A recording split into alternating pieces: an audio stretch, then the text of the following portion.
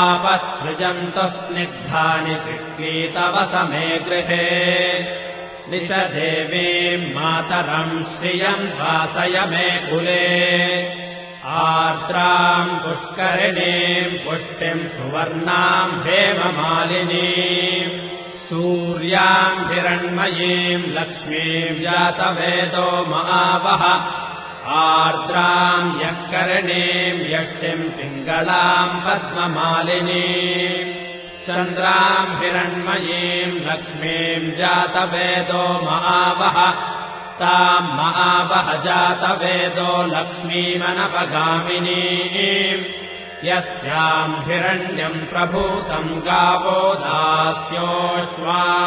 विन्देयम् पुरुषानहम् यश्रुतिः प्रयतो भूत्वा जुहुयालाज्यमन्वहम्